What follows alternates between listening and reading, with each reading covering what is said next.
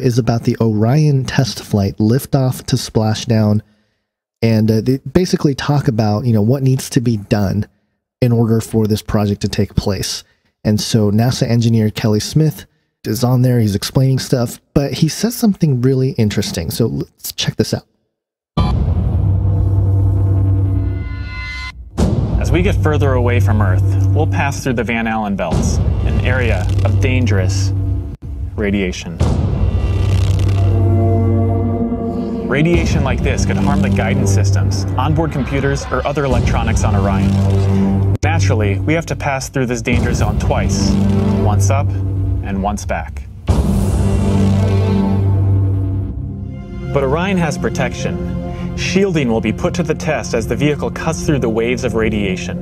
Sensors aboard will record radiation levels for scientists to study.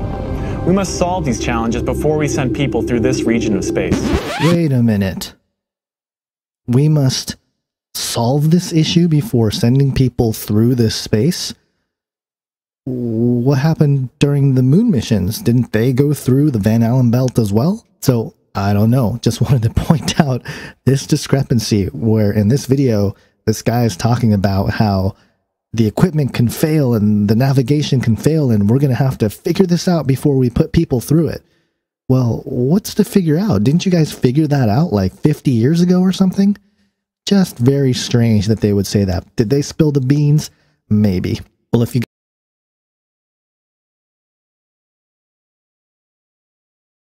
two special guests from International Space Station, Terry Virts, the current ISS commander, and Samantha Cristoforetti, the first Italian female astronaut in space.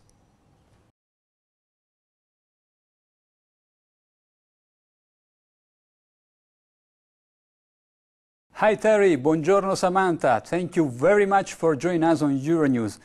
I would like to start by asking how you feel about the other 3 crew members returning to Earth. As the next crew will arrive at the end of March, do you feel a bit lonely up there in space? You know, it was sad seeing.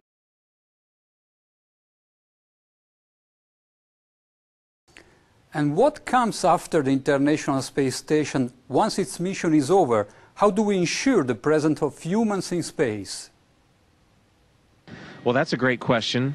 The plan that NASA has is to build a rocket called SLS, which is a heavy lift rocket.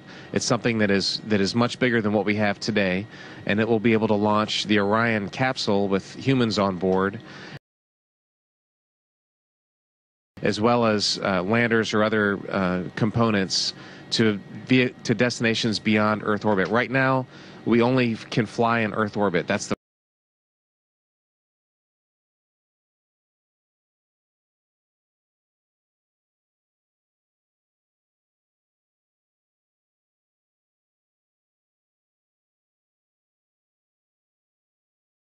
we only can fly in Earth orbit. That's the farthest that we can go. And this new system that we're building is going to allow us to go beyond and hopefully take humans into the solar system to explore. So the moon, Mars, asteroids, there's a lot of destinations that we could go to.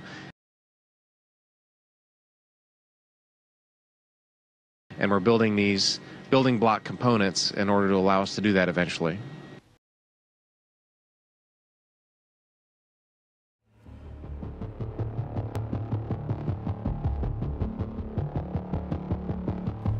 Orion is getting ready to launch.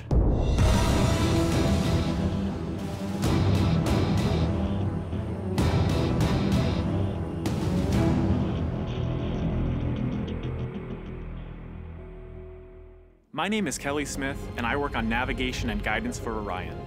Orion is NASA's next-generation spacecraft. Built with versatility in mind, it can take astronauts deeper into space than we've ever gone before, to an asteroid or even onto Mars.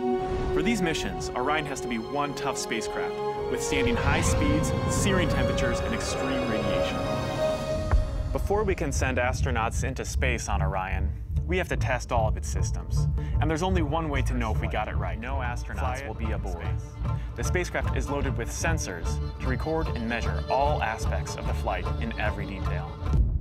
It all begins with launch, aboard a Delta IV Heavy. As the spacecraft and the upper stage begin their first lap around Earth, Mission Control in Houston is monitoring the progress of the flight. Orion's over 100 miles up and going about 17,000 miles per hour. Just as it passes over the Indian Ocean, we lose communication. As we get further away from Earth, we'll pass through the Van Allen belts, an area of dangerous radiation.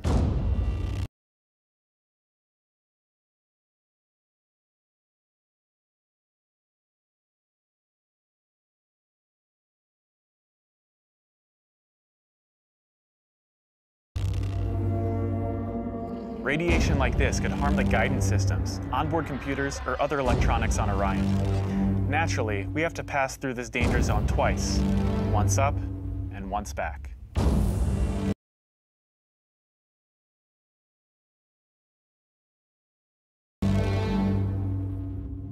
But Orion has protection.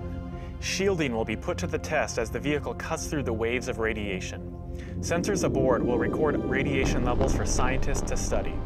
We must solve these challenges before we send people through this region of space.